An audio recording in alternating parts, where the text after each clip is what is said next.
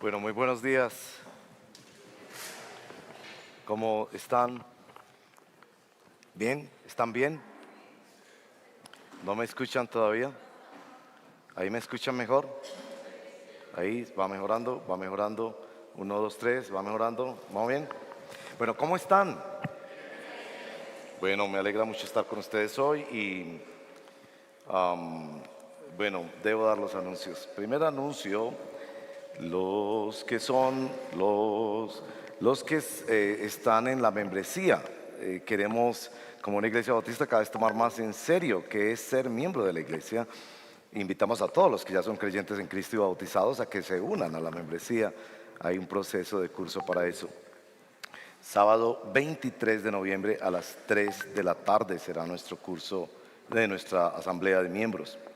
Muy bienvenidos a esa asamblea. Recuerden que deben enviar su excusa para no afectar el quórum si tuvieran fuerza mayor. Tenemos a Carlos Mario. Carlos Mario, nos vas a anunciar. Mientras llega Carlos Mario, vamos a mostrando un video de cómo vamos con la construcción de baños. ¿Podemos pasarlo? Eso es, miren pues. Hace 2 años estábamos recogiendo fonditos para esto. Ahora ya es una realidad. Y agradecemos a todos los que están trabajando, el comité administrativo, haciendo todos los ajustes, presupuestos, licitaciones, cotizaciones, todo eso. Y ahí vamos. Esperamos tenerlo para nuestras actividades de Navidad, porque sí está haciendo falta tener otra unidad de baños para sumarnos a lo que tenemos. Bueno, Carlos Mario ya llegó. Carlos Mario, nos vas a hablar del campamento de los niños. Dale. Iglesia, buenos días. Bueno, tenemos 2 importantes anuncios. Uno es que este 19 es nuestra segunda reunión de la red de padres. Recuerden que es para todos los padres, no tiene límite de edad, no tiene ningún costo, entonces son bienvenidos todos aquellos que deseen. Ideal que venga el papá y la mamá, obviamente, porque el aprendizaje es de ambos. Y tenemos Campamento de Niños 2024 el 29 y 30 de noviembre. Y la solicitud que tenemos el día de hoy es aquellos padres que aún tengan el espacio para que los hijos se puedan inscribir, lo pueden hacer porque ya se nos están acabando los cupos. Y lo segundo, aquellos niños que ya están inscritos, sumamente importante que los padres se pongan a paz y salvo porque ya estamos a 15 días más o menos y necesitamos poder separar todo lo que tenemos que separar en temas de dinero, ¿cierto? Todo el tema de la comida, todo el tema de la logística. Entonces es sumamente importante que cada uno de ustedes se acerque ahorita a Willy o a Moni o a mi esposa o a mí para que puedan cancelar el dinero que falta para poder terminar de hacer la organización del evento. Les agradecemos mucho, Dios los bendiga y muchas gracias. Muchas gracias, Carlos Mario. ¿El coro de Navidad? ¿Algún anuncio del coro de Navidad, Byron? A ver, dale. Buenos días. Hoy se cierra, entre comillas, las inscripciones para que hoy al final nos busquen a Diana, a mí, o por ahí está Sarita Villamil, para que hagan ahí está Sarita, para que hagan la inscripción. Ya tenemos un grupito ya armado, los que quieran y falten por inscribirse al final. Y ya en el grupito vamos a estar enviando el arreglo para que se lo vayan aprendiendo y eso sería todo. Los esperamos afuera. Dios los bendiga. Bueno, muchas gracias, Byron. Y el domingo pasado, a través de un video, estábamos invitando para la actividad que va a dar comienzo a todas las actividades de Navidad y fin de año.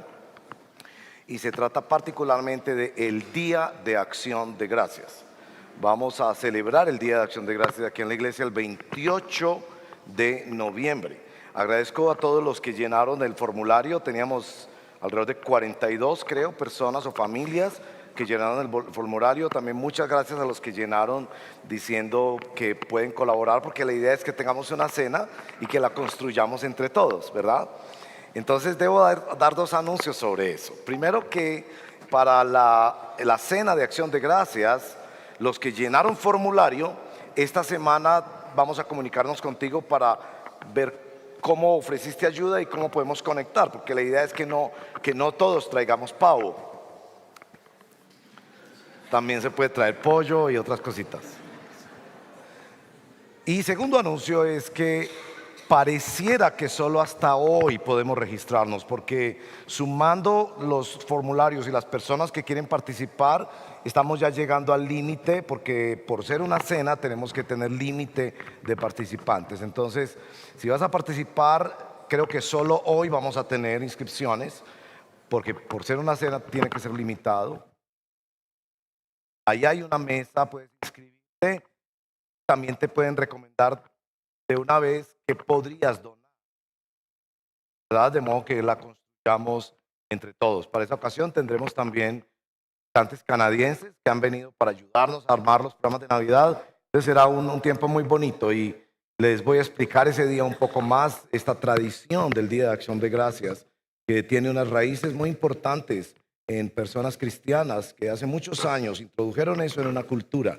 Y nosotros deberíamos introducir en nuestra cultura, en nuestra ciudad, el hecho de que un día al año paramos y damos gracias en primer lugar al Señor. Y por supuesto también dar gracias por todo lo que el Señor nos ha dado, la familia, el trabajo, la salud.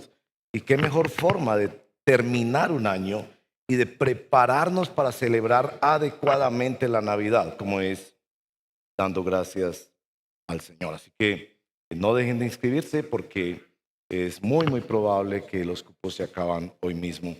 Bueno, muchas gracias a todos. Me pareció que en nuestro tiempo de adoración todavía no nos hemos puesto de pie y no nos hemos saludado. ¿Cierto que no?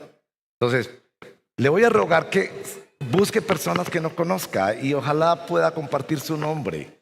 Y porque la palabra de Dios quiere siempre indicarnos que nos saludemos unos a otros y que podamos ser una comunidad. Así que póngase de pie, salude varias personas que no conoce. Adelante.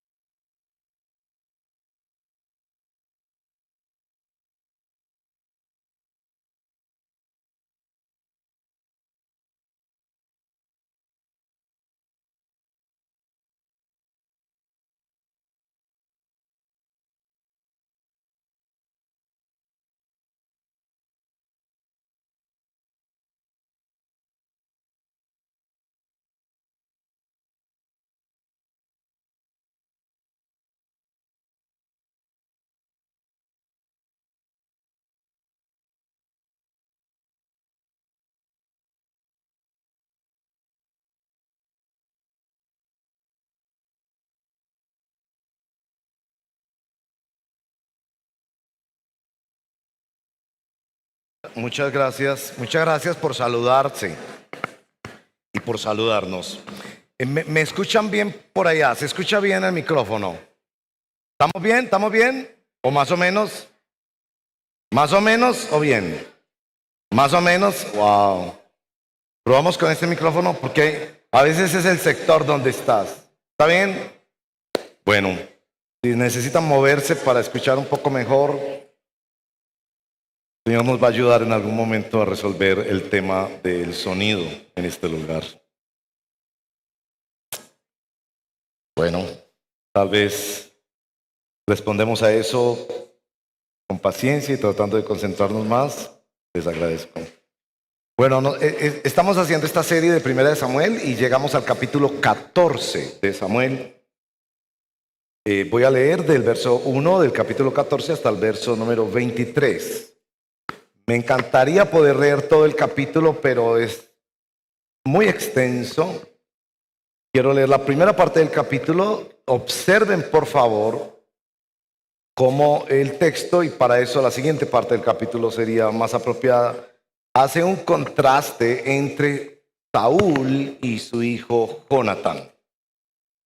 Y es muy importante para entender la dinámica del momento que vive el pueblo de Dios y cómo Dios actúa y trata con esas personas en medio de esa situación de contraste entre un padre y un hijo.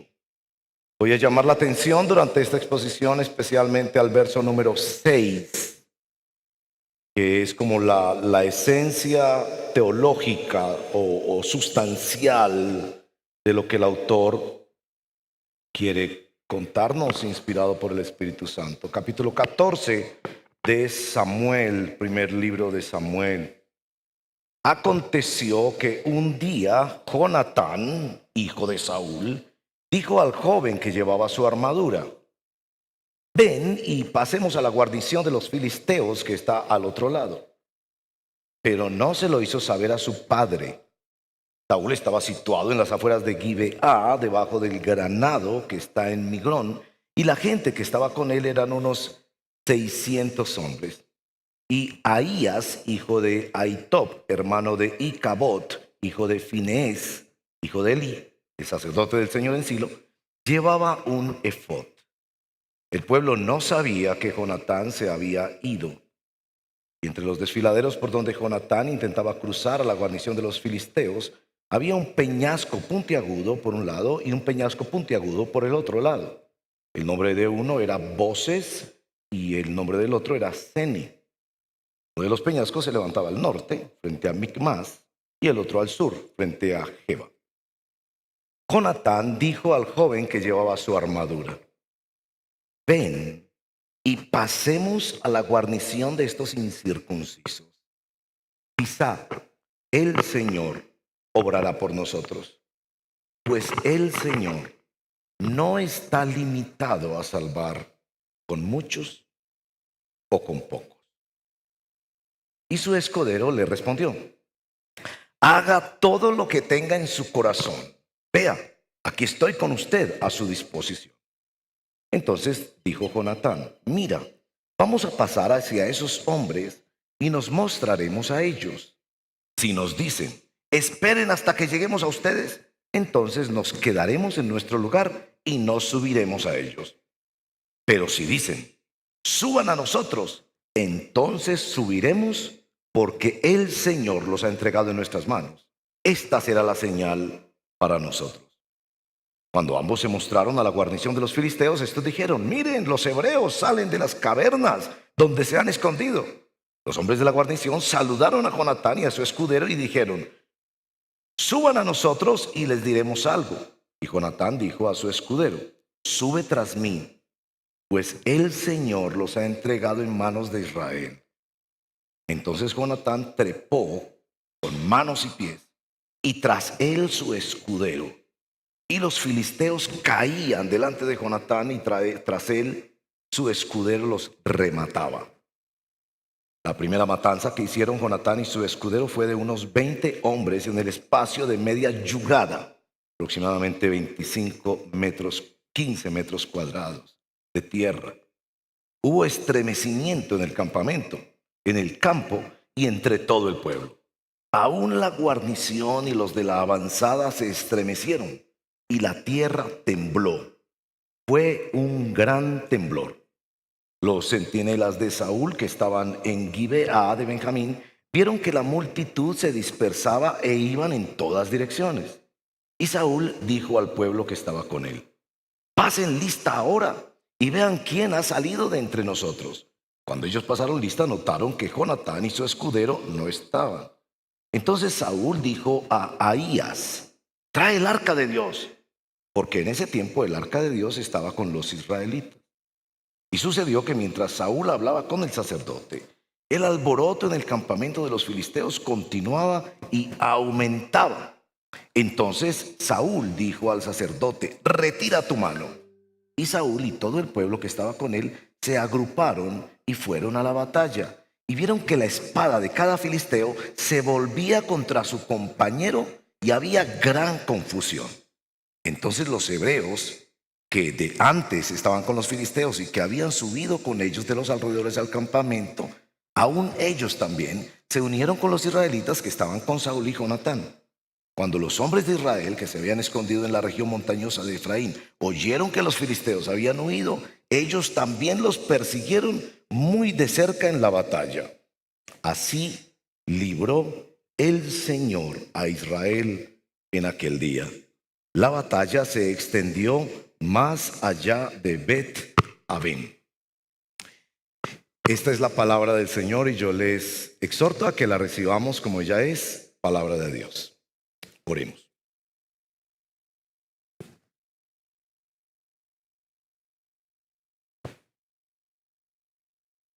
Señor, te pedimos que tú honres tu palabra. Esta historia que está contada en tu palabra, que nos describe lo que tú haces, que nos describe cómo son los que te agradan, los que están de tu lado, los que creen en ti, cómo son los que no.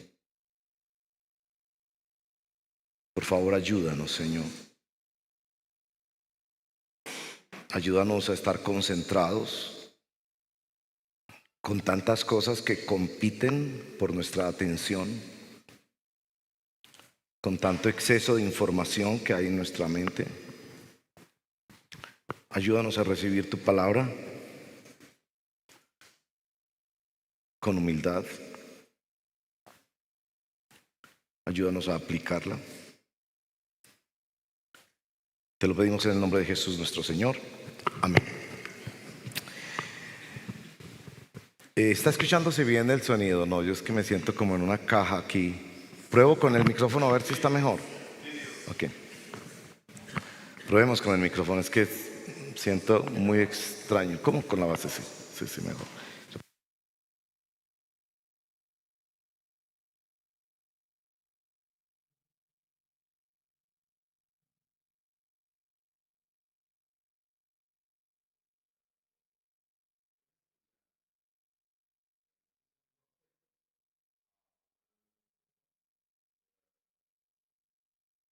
Parece que el libro de Primera de Samuel es escrito para contradecir un refrán. El refrán es, pues hay varios refranes en esa línea.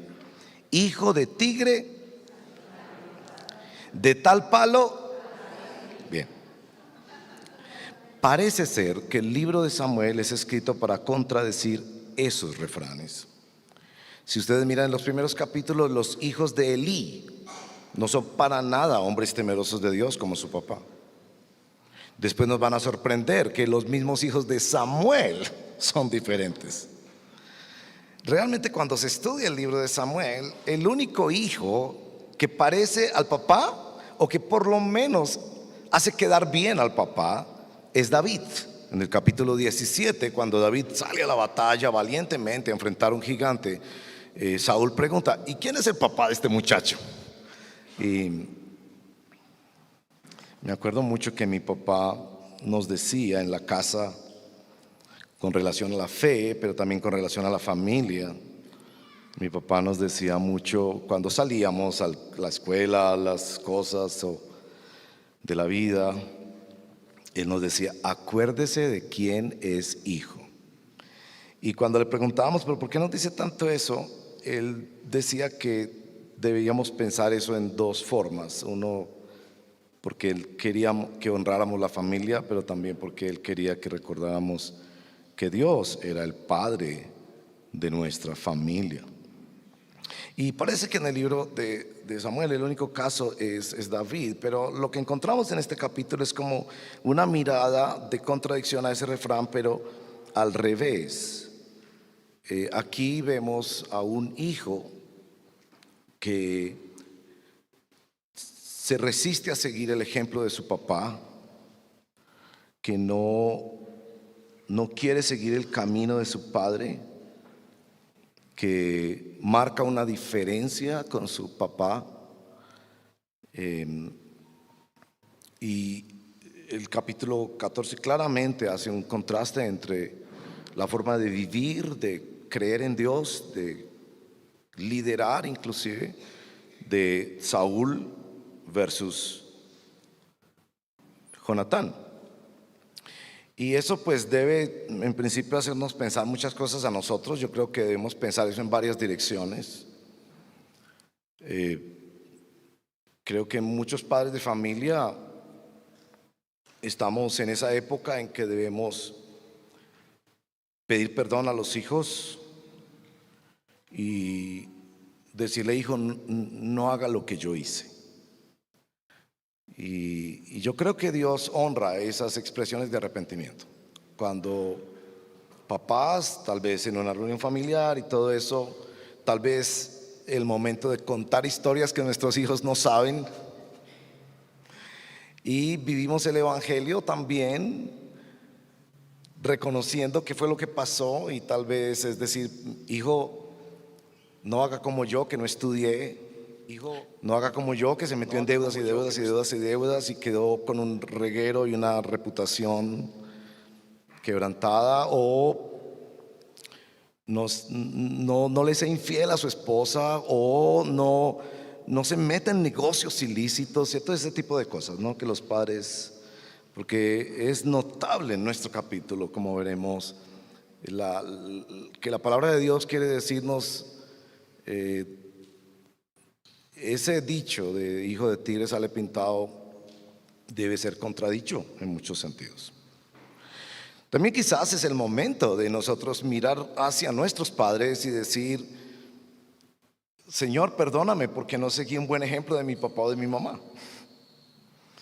Y siento que mi papá me marcó un buen ejemplo, yo no lo seguí. Entonces yo creo cuando uno lee estas historias, creo que tiene que ser un llamado a acciones concretas del evangelio, que no dejamos de afrontar conversaciones en nuestras familias.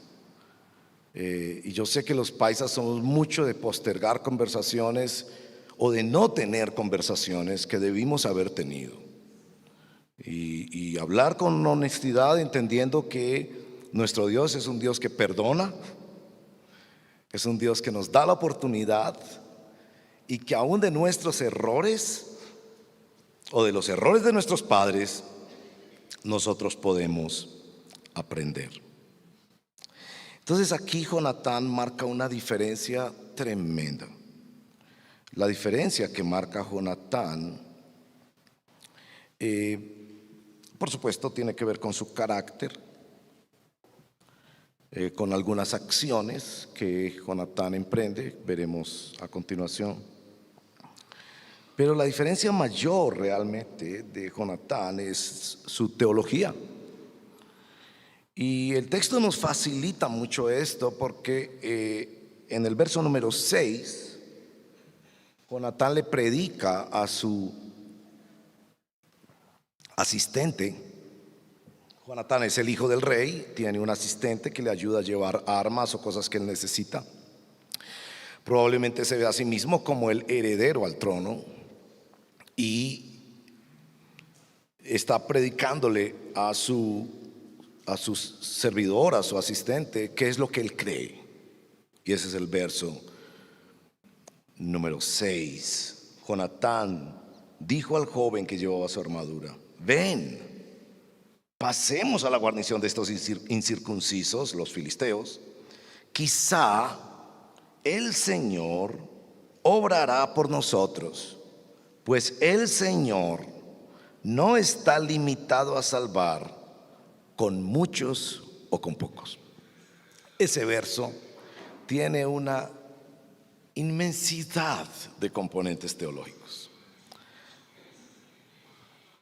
Sin duda, está conectado con el verso número 23, que cuando termina el episodio, el autor inspirado nos informa que así libró el Señor a Israel en aquel día. Es decir, que Dios respaldó esa convicción bíblica, teológica, espiritual, profunda del alma que tenía este hombre, seguramente joven, llamado Jonatán, que hace un gran contraste con su papá. Déjenme mostrarle una fotografía de Saúl rápida, por lo menos lo que podemos observar en capítulo 13 y 14. Los demás capítulos seguirán dándonos el perfil de Saúl y dándonos ese perfil para que nosotros podamos vernos como en ese espejo. Yo siento que la palabra de Dios es como ese espejo, dice Santiago, que nos permite vernos a nosotros mismos.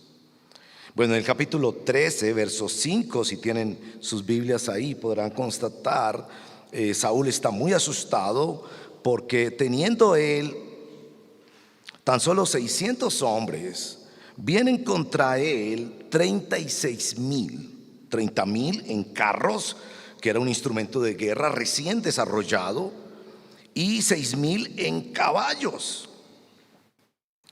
El temor se apodera del pueblo y los hombres de Israel, dice verso 6, se vieron en apuros. Y en el verso 7 describe que ellos se metían en cavernas y se escondían del miedo. Es decir, el mismo rey Saúl está tremendamente asustado y paralizado. Vimos la semana pasada que el rey Saúl está también como esperando que llegue Samuel y tratando de mover cosas espirituales, pero realmente no quiere entrar en la batalla. Entonces ahí ya vendría un primer contraste. El papá no enfrentó la cosa, siendo el responsable. Él lo habían escogido de rey para que peleara las batallas de Israel. El hijo inclusive ni le cuenta al papá para que no le frene. Él sí decide lanzarse a la batalla.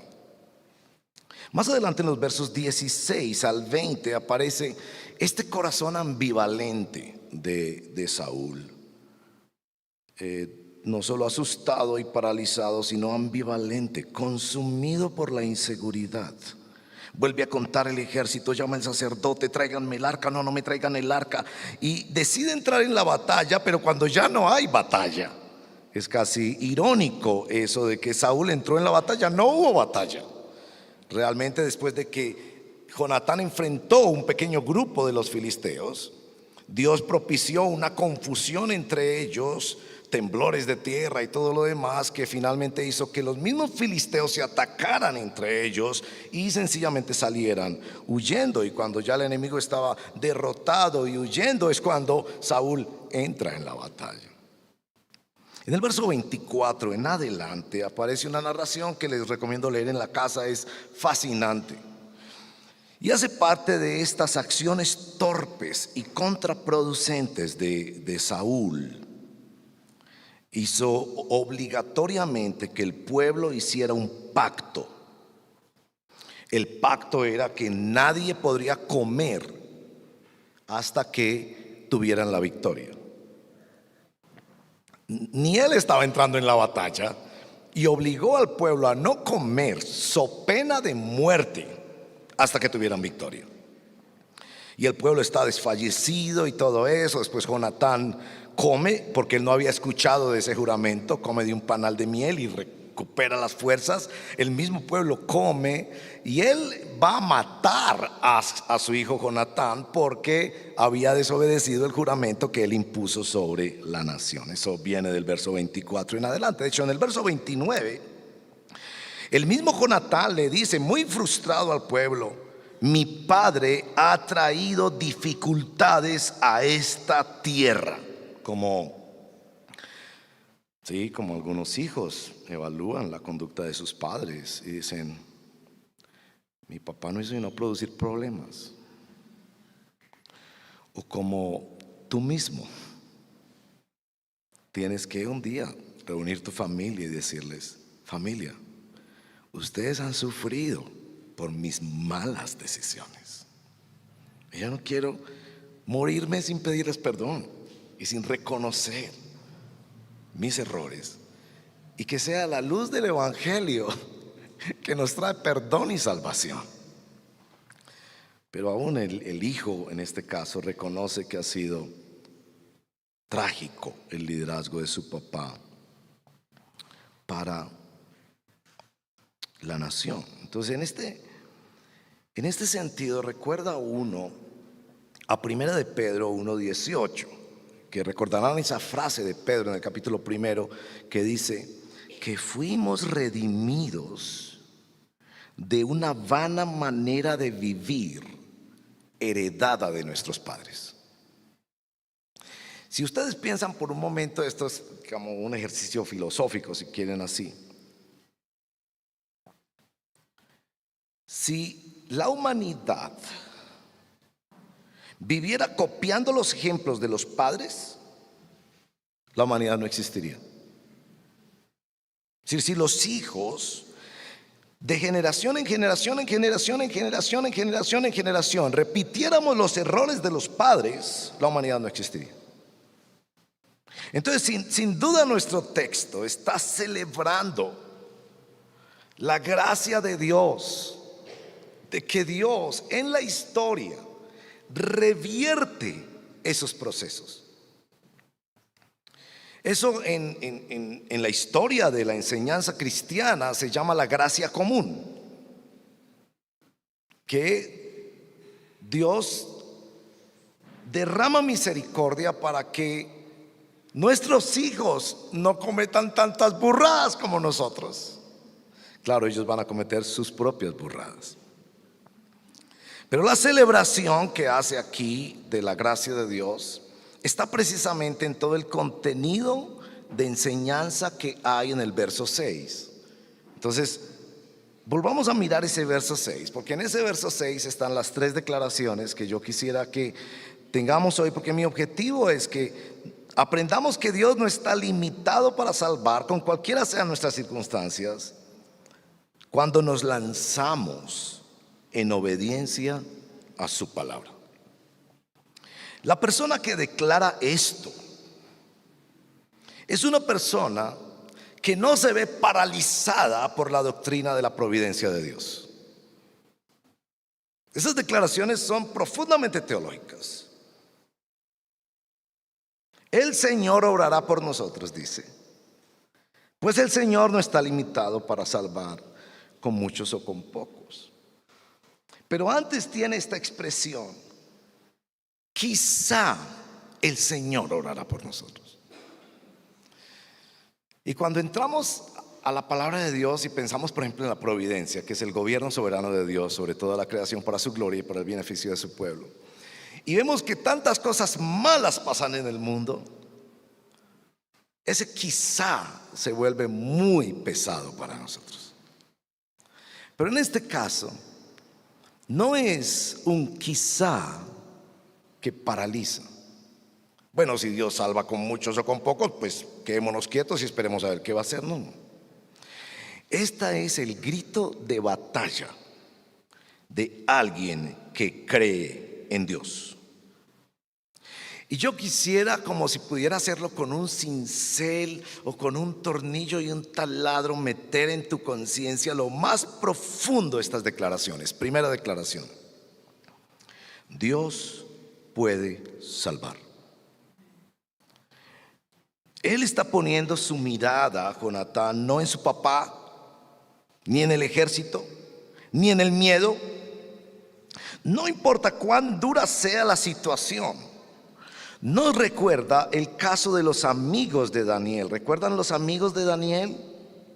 Capítulo 3, verso 16 al 18 de Daniel, cuando el rey hizo esta estatua y el que no la adorara sería arrojado al horno de fuego. Sadrach, Mesach y Abednego le respondieron al rey Nabucodonosor: no necesitamos darle una respuesta acerca de este asunto. Ciertamente, nuestro Dios a quien servimos puede librarnos. Oiga eso, puede librarnos. Ellos no están asegurando nada, ni declarando, ni usando el lenguaje positivo para decir saldremos. No, Él puede salvarnos.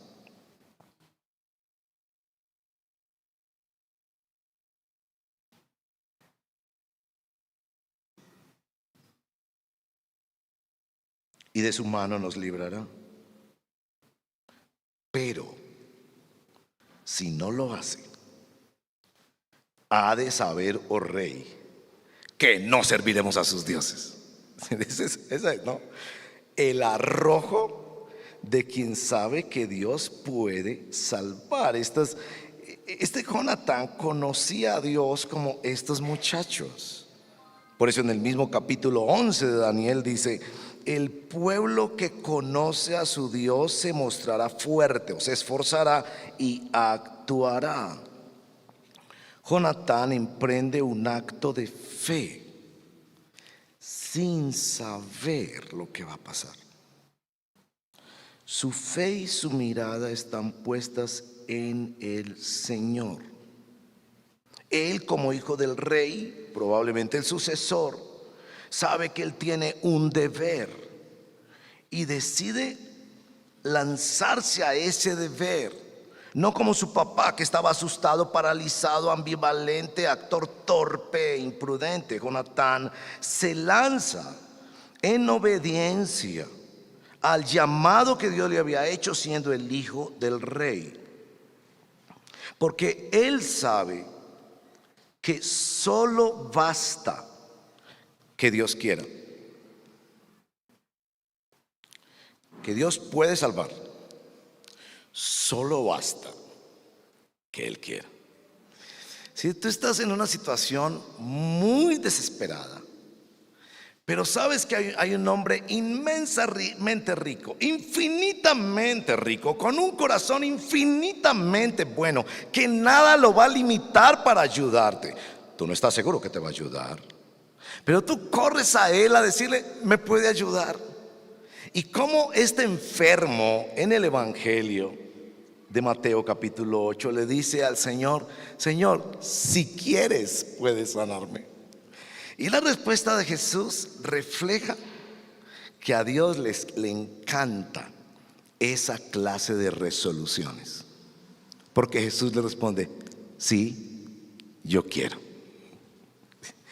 Dios puede salvarte. Dios puede ayudarte. Yo no sé cómo lo va a hacer Él, pero la historia muestra que claramente Él quiere. Que nosotros no podemos manipular su querer a través de tal predicador, de tal religión, de tal declaración, de tal fórmula. Pero sí podemos apelar al hecho de que si Él puede, lo más probable es que Él quiere. Y si ven que en la historia 2 veces más Jonatán le repite a su ayudante: el Señor no se entregará. Así que, hermanos y hermanas, tenemos que creer en el Señor, porque el Señor puede salvar. Ahora, la segunda declaración es que el Señor puede salvar y no está limitado para salvar. Yo creo que los cristianos nos dividimos en dos: los que creen que Dios puede salvar eternamente, pero no temporalmente. Entonces, no desafían su fe hacia cosas temporales, porque saben que en el mundo tendremos aflicción y que hay dificultades, y es cierto. Pero su mente está pensando que Dios salva eternamente. Yo tengo que decirles que nuestro texto es una salvación temporal. Ellos estaban en guerra. Esa era la política internacional de esa época. Aunque a usted no le guste, la historia humana ha sido marcada en su totalidad por la guerra. Algunos podemos pasar periodos de la historia cómodamente sentados viendo las guerras solo por televisión, pero la historia de la humanidad ha sido más marcada por la guerra que por la paz.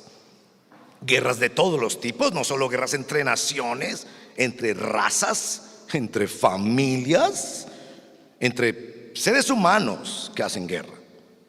Y en medio de esa situación tan trágica están viviendo la angustia de pasar a ser esclavos, escasear su agua, su comida, que le maten sus soldados, etc. Es una situación temporal y Dios salva temporalmente. Pero hay otro grupo de cristianos que son más los cristianos que piensan que Dios salva temporalmente, pero no eternamente. Y viven sus vidas cristianas como si todo lo que tuvieran fuera en este mundo. Y no se están preparando para la eternidad porque ni siquiera piensan en la eternidad. Solo están usando las cosas religiosas para ser cada vez más ricos, más sanos, más famosos, etcétera, etcétera.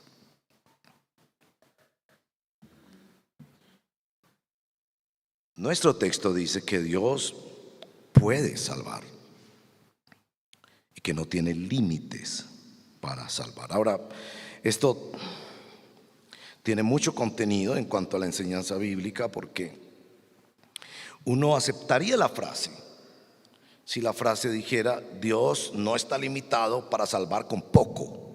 Esa frase la entenderíamos. Pero cuando el texto dice con poco o con mucho, quiere decir que Dios es independiente de sus recursos. Eso en la historia de la enseñanza cristiana se llama la trascendencia de Dios. Es que Dios puede bendecirte a través de un familiar que te dé la mano, que Dios puede bendecirte a través de un ejército que te proteja, Dios puede bendecirte a través de muchas cosas que son de Él, porque de Él, Señor, es la tierra y su plenitud. Pero que Dios no está limitado a los recursos. Dios puede salvarte aún sin recursos, como hizo su creación.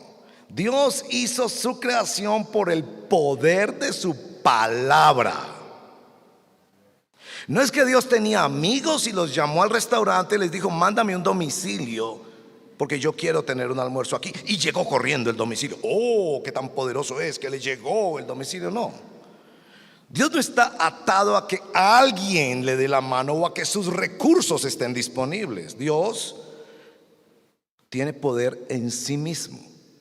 Él puede decir con su palabra: sea la tierra, y produzca plantas la tierra, y los animales de la tierra, y los planetas. Él, con el poder de su palabra, hizo el universo. Es decir, ¿cómo es el Dios de Jonatán? Que ve a su papá amarrado al materialismo, acumulando cada vez más soldados, más ejército, que necesita un sacerdote que venga a ayudarlo, que necesita el otro que venga a ayudarlo, que se esconde porque está atemorizado, y él se lanza a riesgo de su vida porque cree en un Dios que aún con su palabra, que no está limitado a los recursos que hayan disponibles, sean muchos o sean pocos, que Dios puede salvar y no tiene límites para salvar.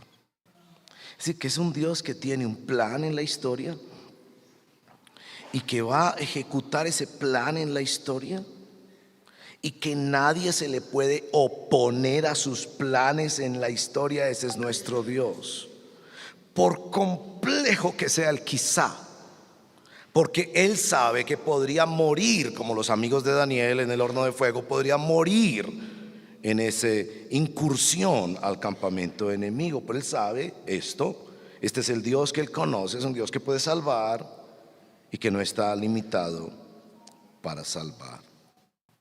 Ahora, nuestro texto nos informa que esa limitación no está dada ni por el poco ni por el mucho.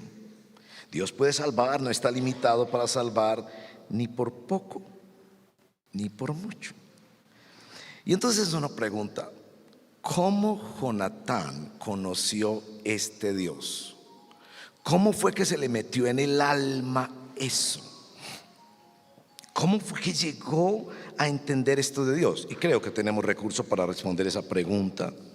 En primer lugar, Jonatán había escuchado una promesa de Dios.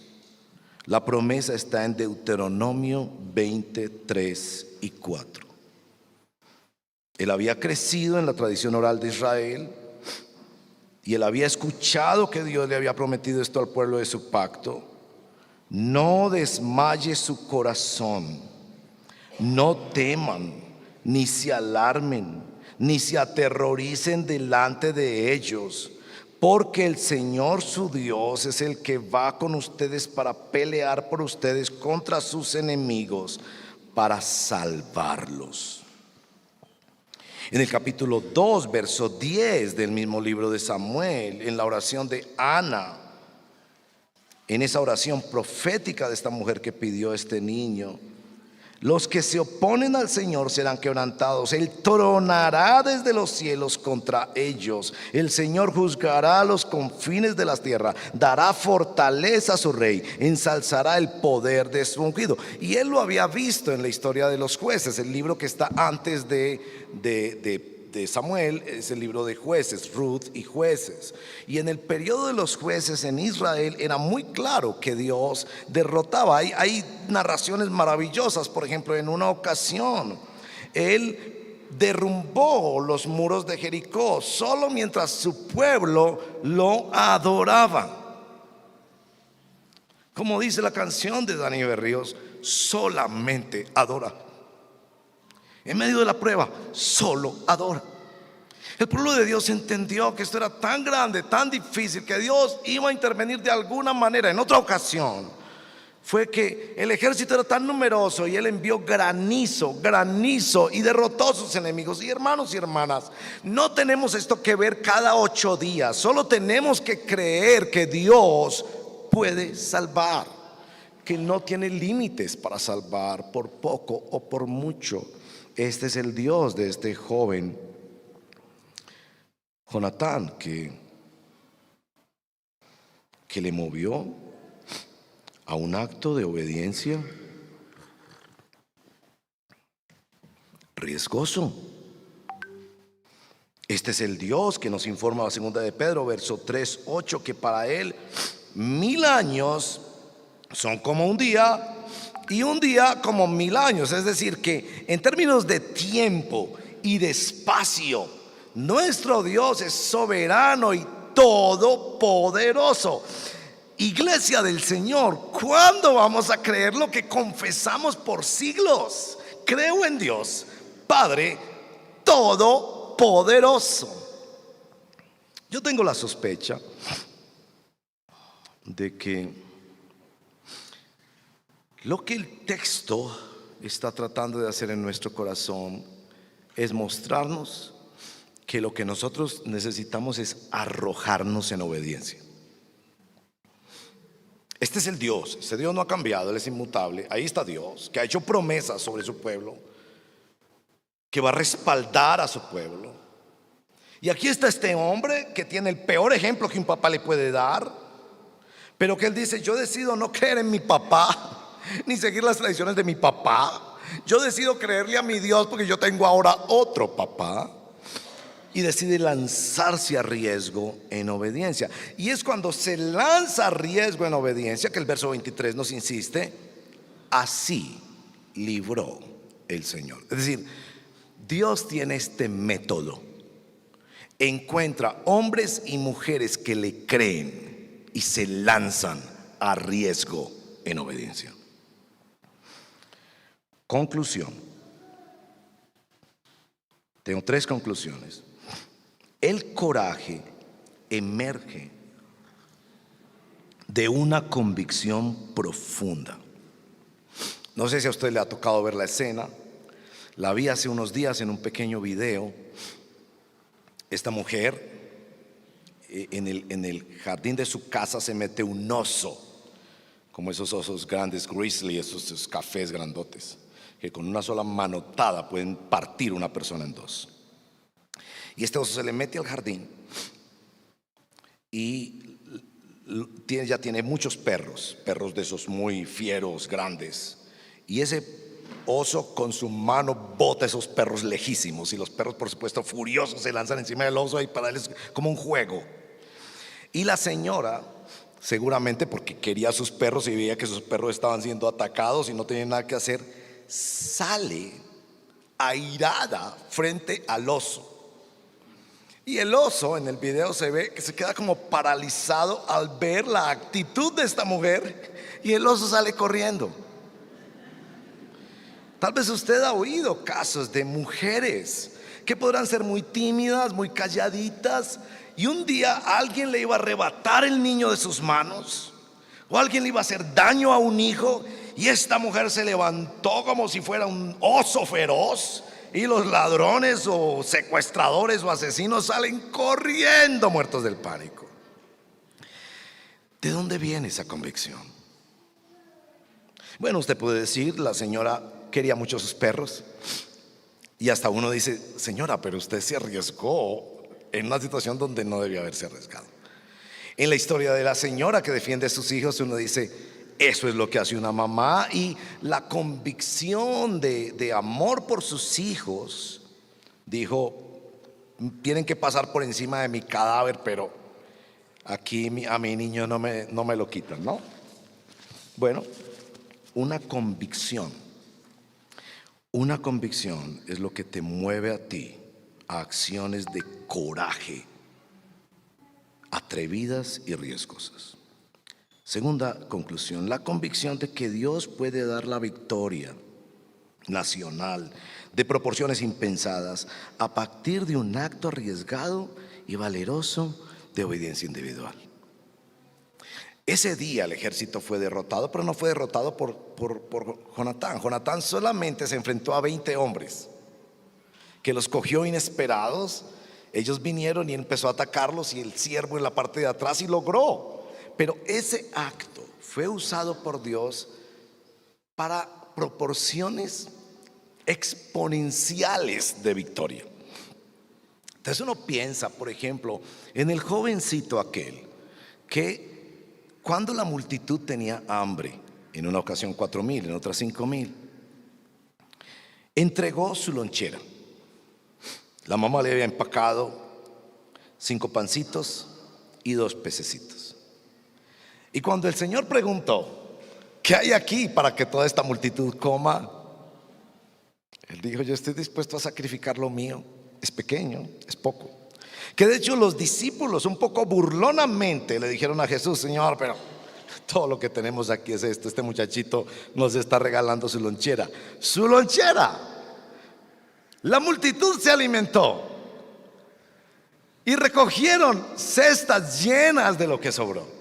¿Por qué? ¿Por qué? Porque Dios puede salvar. Porque Dios no tiene límites para salvar. Y porque Dios salvará con poco o con mucho. Ahora, también nuestro texto nos permite ver esto de el corazón observado. Hay un contraste en este capítulo, que es un contraste maravilloso para quienes quieran leer en casa más. Es cómo el siervo observa a Jonatán versus cómo los siervos de Saúl observan a Saúl.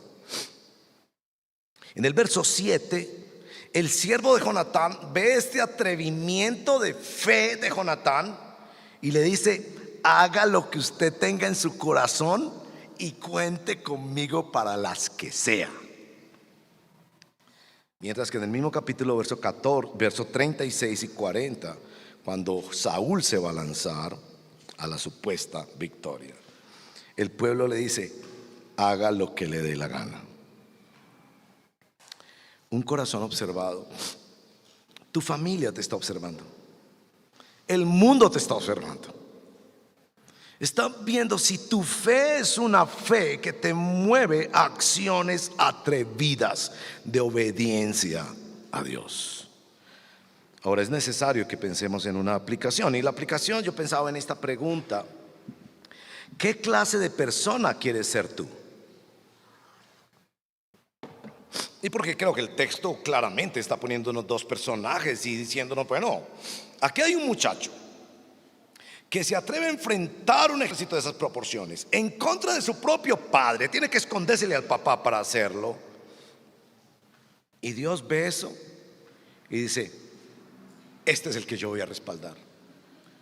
Y por el otro lado tenemos el rey, que nos han dicho que es alto, que es muy fuerte, que está muerto de miedo, que trata de manipular aún cosas religiosas, pero que no sale a la batalla, no obedece a su llamado, aquello para lo cual fue ungido. ¿Qué clase de persona quieres ser tú? Y quizás más profundo que esto es, ¿qué clase de Dios tienes tú? Y claro, yo no quiero que ustedes terminen este tiempo esta mañana siendo fan de Jonatán y odiando a Saúl. Porque yo creo que la palabra de Dios está dada para que en primer lugar nos arrepintamos y veamos que tanto nosotros nos parecemos a Saúl, que queremos que Dios nos bendiga, nos traiga ejércitos, sacerdotes, ayudas, todo lo que sea. El capítulo termina diciendo que cada vez que Saúl veía a un soldado alto y fornido, lo reclutaba para su ejército. Pero no está haciendo lo que debe hacer por su llamado. No está poniendo su fe en la obediencia. Está teniendo su fe para su complacencia. Entonces creo que lo que tenemos que aplicar es, en primer lugar, arrepentirnos. Y esto va tanto para aquellos que ya seguimos a Cristo y hemos sido perdonados y nacidos de nuevo y caminamos con Dios, pero que no estamos obedeciendo a Dios a cabalidad, como para quienes apenas hoy están empezando a entender el Evangelio. Porque mire esto, este es un hijo que se lanza en la obediencia al Padre a riesgo de su vida. ¿Pueden recordarse de otro hijo que hizo eso? Jesús. Padre, aquí estoy para hacer tu voluntad, he venido. Y Él entregó su vida para que la batalla contra las fortalezas del infierno, contra nuestra propia culpa, contra la distancia y la enemistad con Dios, fuera ganada. Cristo que vino en debilidad, porque Jonatán no se ve como mucho, él se ve como poco. Y lo débil del mundo escogió Dios para avergonzar a lo fuerte, y lo débil del mundo es más lo débil de Dios es más poderoso que el mundo, porque en el arrepentimiento tienes que llegar a entender que si peleas en tus fuerzas tienes la batalla perdida. Esa es una de las cosas que hace el arrepentimiento en nosotros. Si peleo en mis fuerzas contra esa adicción, contra esa enemistad, contra ese miedo, contra ese materialismo, contra esa vanidad, contra ese resentimiento, contra esa tentación, si peleo en mis fuerzas, tengo la batalla perdida.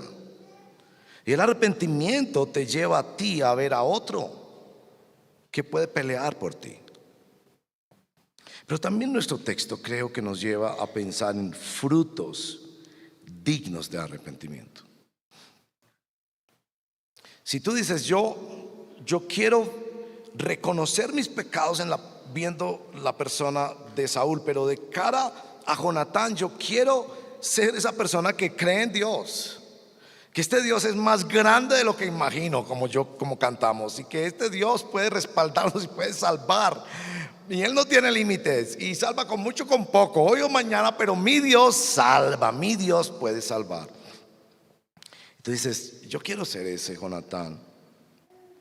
Entonces yo tengo que preguntarte, ¿cuál es el acto de coraje al que te impulsa esa convicción? A mí particularmente me encanta ver gente que empieza a buscar el Evangelio, pero no se quiere bautizar. Me encanta conversar con esa gente. En primer lugar, porque entienden que el bautismo es como un matrimonio y una cosa seria. No, yo voy ahí, de mi otro añito. Me parece que están entendiendo el asunto de que cuando vas a confesar a Cristo públicamente en el bautismo es muchísimo, infinitamente más serio que casarte, infinitamente más serio que firmar un cheque en blanco. Estás entregándole tu vida a Él. Puede ser que vas a morir por Él, no sabes qué va a pasar. Tu fe te hace creer en Él como un Dios que salva y le entregas todo. Puede ser que Él te pida todo lo que tienes. Esa gente me parece como que entiende eso. Entonces yo les digo, cuando converso con quienes están en esa situación, eso es un fruto de arrepentimiento. Si realmente crees, bautízate. Y me encanta porque tú estás entendiendo la seriedad del asunto. O sea que el día que realmente das ese paso lo entiendes. Ahora, no para todos no es lo mismo el bautismo. Algunos lo hicieron con gozo y el primer día y ya dieron el paso. Pero siempre Dios deja algo en tu vida que es un enorme desafío para ti. Tal vez confesar un pecado, tal vez una adicción, tal vez una relación, que es como lanzarte a la batalla pensando, aquí lo voy a arriesgar todo. Pero yo creo en mi Dios y claramente Él me está ordenando eso. Pueden ser acciones cotidianas. Yo tengo 2 acciones cotidianas que quisiera proponerles. Lo primero es el devocional. Y tal vez los que ya tienen esa disciplina muy incorporada en su vida, de comenzar su día con Dios, de apartar tiempo a estar con Dios, a hablar con Dios, a tener comunión con Dios especial. Yo sé que podemos tener comunión con Él todo el día, yo lo sé. Pero que dicen, este es mi tiempo con Él y no lo voy a negociar por ninguna razón y voy a hacer el sacrificio que sea para eso. Así pierda ese contrato, así le llegue tarde a esa otra persona, así se burlen de mí, lo que sea. ¿No les parece que eso es un acto riesgoso, disciplinado, de fe? Y que quizás Dios te está llamando a eso, a que no vivas de un almuerzo a la semana, a que busques al Señor, desesperadamente busca al Señor. En estos días tuve una cita con un joven y el joven venía con esta que es clásica, es que yo oro y no siento nada. Y bueno, uno atiende estas consejerías y uno no sabe qué decir, pero pienso yo que el Señor me iluminó para responderle, porque yo no había pensado en ninguna respuesta, pues ni sabía qué me iba a decir, y me lo dijo con mucha aflicción. No estaba diciéndolo con rabia ni peleando con Dios, sino mira, no siento nada, me dijo. Entonces yo le dije, mira, si leemos bien la Biblia y entendemos bien qué quiere decir el Señor con arrepentimiento, el problema no está en lo que nosotros sentimos por Dios, sino en lo que Dios siente por nosotros. Si te vas a reconciliar con tu esposa, el problema no está en lo que tú sientes con tu esposa, sino en lo que ella siente. Y si tú has hecho algo, debes preguntarle, ¿en qué estoy fallando? Porque los sentimientos vendrán después.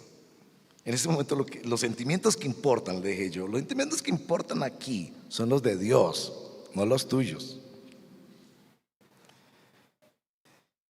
Y muchos limitan su comunión con Dios a buscar una experiencia de carácter emocional.